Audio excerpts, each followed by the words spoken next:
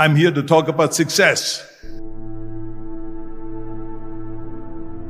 The first rule of success is to have a vision. You see, if you don't have a vision of where you go, and if you don't have a goal where you go, you drift around and you never end up anywhere. I mean, as you know, I was born in 1947 in Austria after the Second World War. So I was very fortunate that I stumbled onto my vision. And I didn't really like Austria when I grew up. I couldn't wait to get out of there. I couldn't see myself becoming a farmer or a worker in a factory or anything like that. Even though my parents wanted me to stay there and have a normal life. But that was their vision, not mine. My vision was totally different. I felt that I was born for something special, for something unique, for something big. Then one day I went to school. I remember I was 11 years old, and they showed a documentary about America. And there they showed in this documentary the huge skyscrapers, the high-rises, the huge bridges, the 6-lane freeways, and all of this stuff. And I said to myself, that's where I want to be. I don't want to be around here with these little farmhouses and these little buildings. I want to be in America.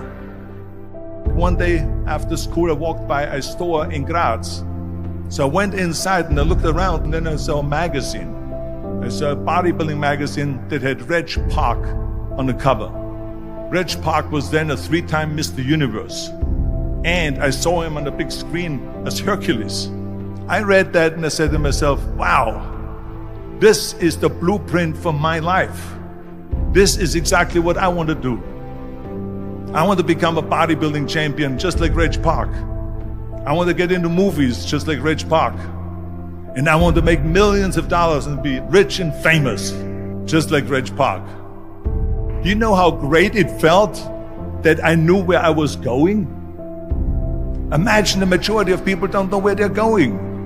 I knew where I was going, that I'm going to become this bodybuilding champion just like him. So it was just a question of how do you do it?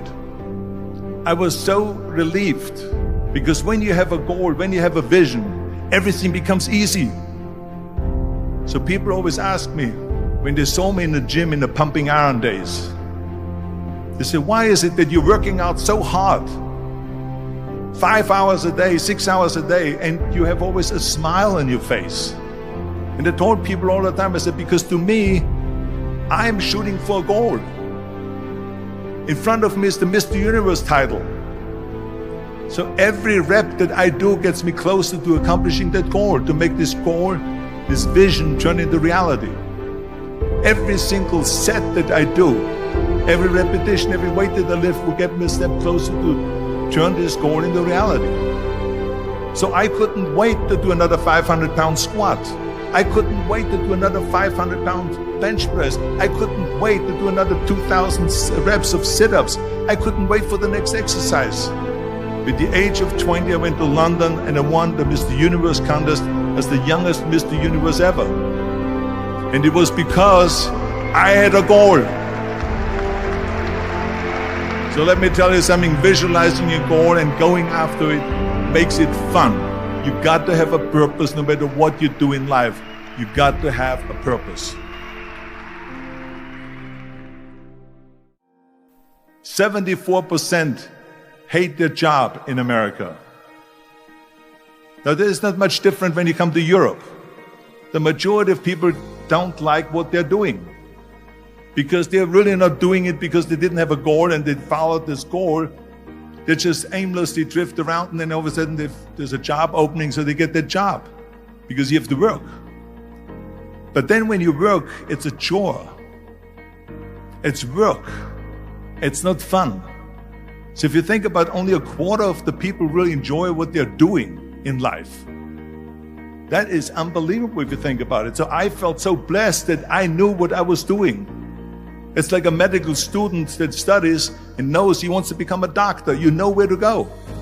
And the same thing is also in politics. I remember that in politics, I had a very clear vision that I will be the leader of California. This is as far as I could go because I was not born in America, so I could not run for president. So being the governor of the fifth largest state, I should say the largest state, the fifth largest economy in the world, was for me really the ultimate title, the ultimate accomplishment in politics. So even though people came up to me and says, why don't you go and run for something smaller, you're never gonna make it. I ran for governor, and then 2 months later I became governor of the state of California. Again, because I had a very clear vision what I'm gonna do with California.